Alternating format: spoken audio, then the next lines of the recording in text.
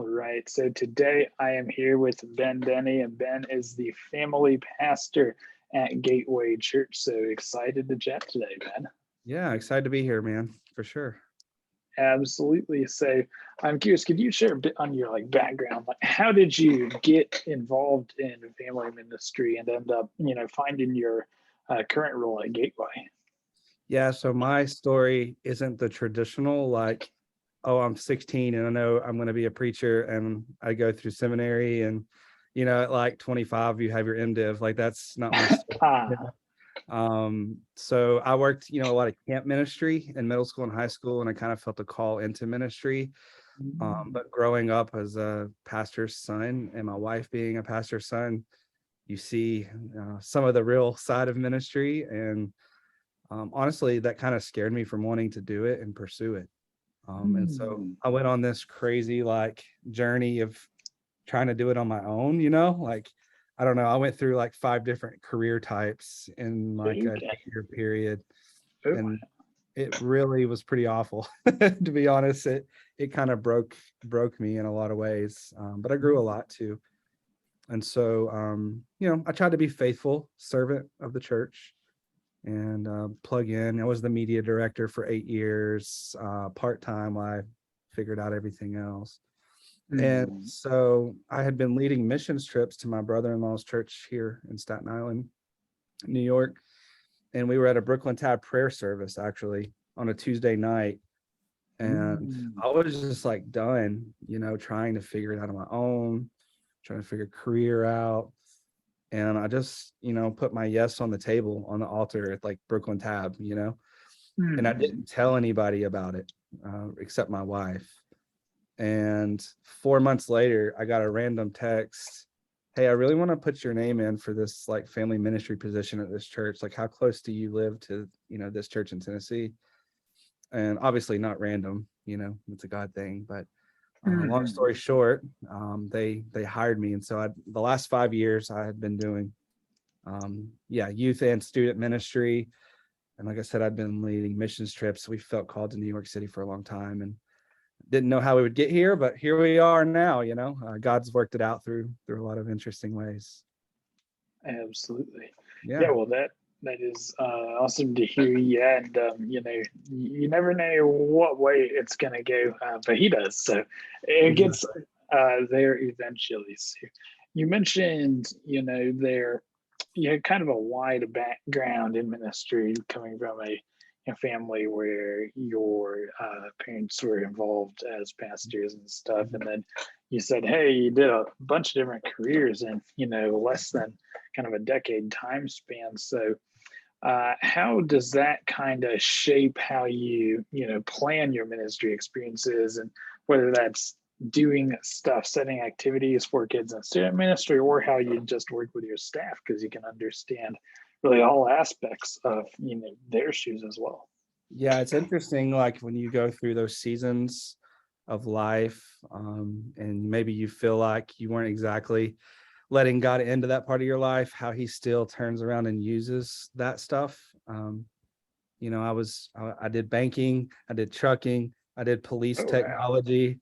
Like I did all this random stuff. So, public speaking and police technology, I had to go present programs to mayors and like the city council. And it's like, okay, well now I'm kind of getting used to talking in front of people. And in banking, I had to get used to just like customer service and getting to know people and treating them well as soon as they walk in the door.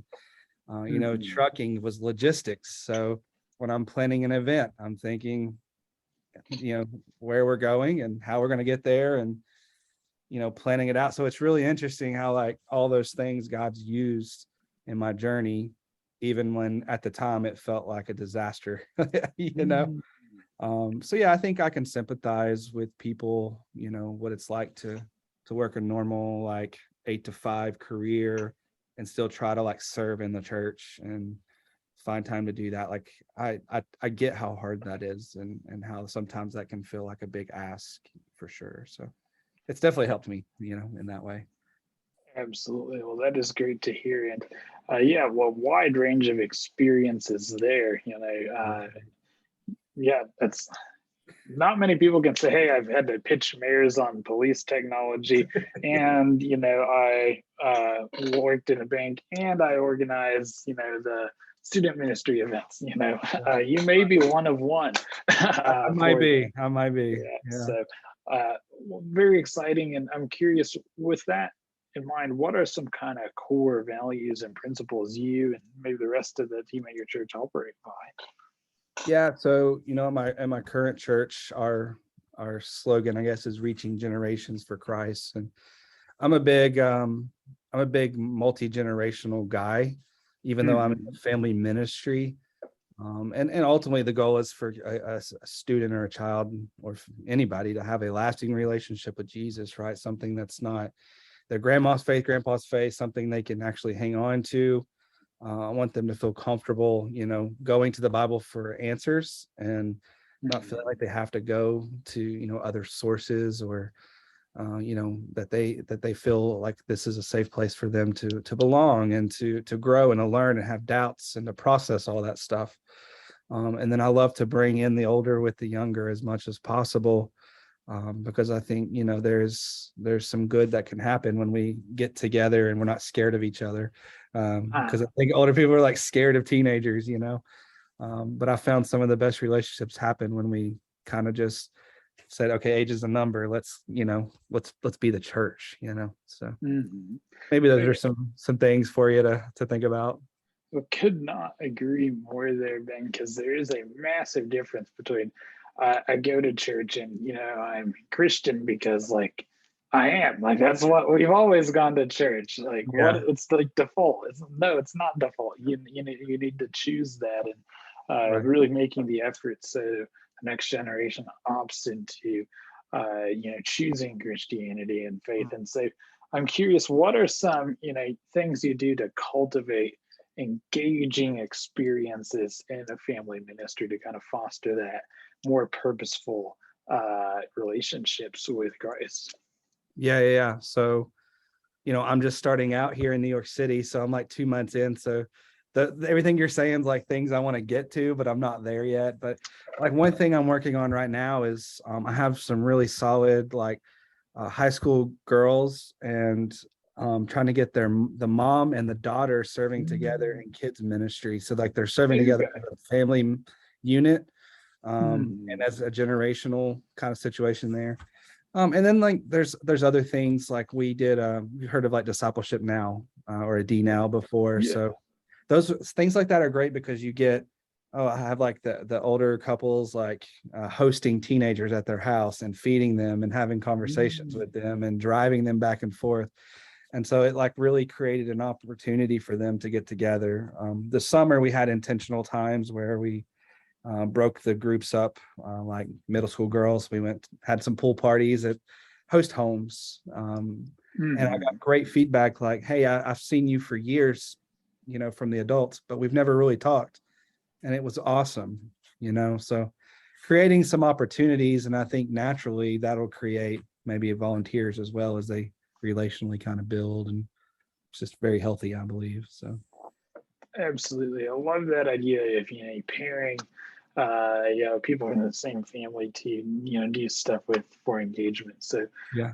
really, really like that. And it sounds like you got a lot, on your plate in your new role, Ben. What are some of your short-term and long-term ministry goals?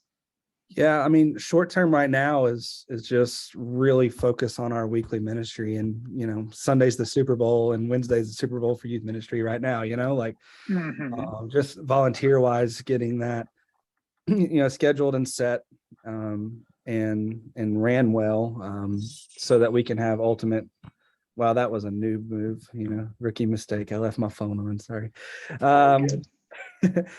just kind of getting that going. But long range, something that's big on my heart. I have a special needs daughter, and Mm. um, I really want to foster special needs ministry here in New York Mm. City. Don't know exactly what that looks like right now, but it's one of a big passion of mine and my wife's. Absolutely. And not just including them on weekly things, but also for moms and Mm. dads. We have a unique perspective on how hard that is, and we want to support as much as we can. So that's some of my long range things on top of the normal ministry long range things that everybody could spout out, but yeah. Well, special needs ministry in particular, and you're, very uniquely poised to work on this, as you mentioned, Ben. Like, there may, as a parent with special needs, when you're looking for a church and a kids ministry for, your daughter, for your kids, it's like, hey, there, you're gonna have to really research, because there may not be churches with special needs programs in a lot of areas in the country, and if so, it might, not be that well thought out per se.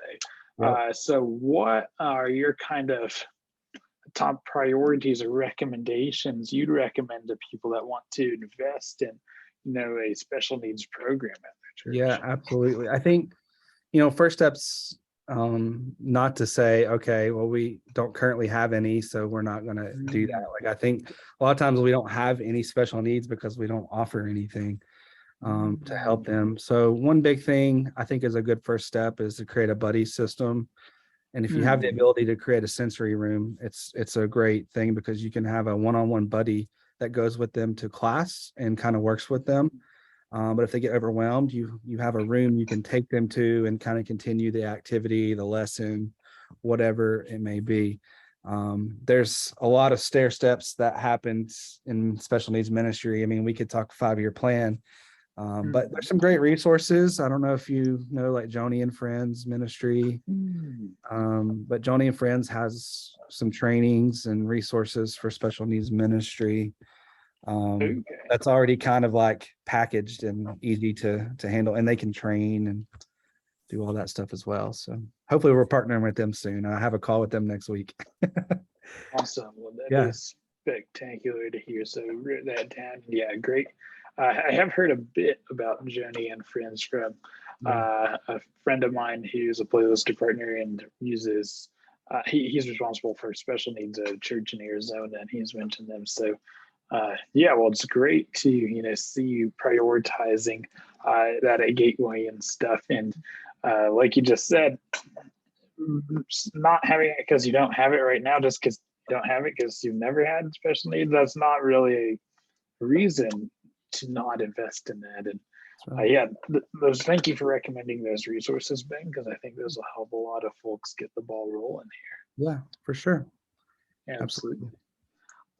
Awesome. And then we talked about goals and a lot of other stuff. I'm curious, I mean, what's just your kind of closing advice for ministry leaders? Like, what top tips would you offer to people being kind of ministry veteran? Yeah, it's weird. I don't see myself as a veteran at all, but well, because you're still actively engaged. This is like maybe cheesy, but stay faithful. You know what I mean? I feel like, we see a lot of burnout. We see a lot of people deconstructing their faith. We see a lot of the negative, and you don't have to be the best at everything. You don't have to be the next whoever, fill in the blank.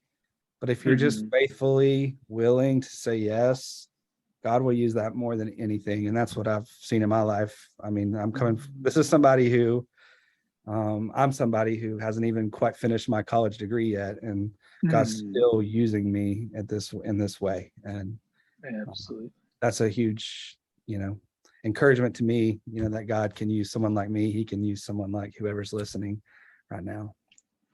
Oh yeah, could not agree more. And and also relate, like, I dropped out of college, I think after 2 months or so, to work on a playlist or so. I mean, degrees are very much overrated, but regardless, God uses everyone, in those ways. So awesome. And being faithful, top thing you can do, because it is not easy. So really appreciate the advice, Ben, and thank you for sharing so much. Sure, man. Glad to be here. Absolutely.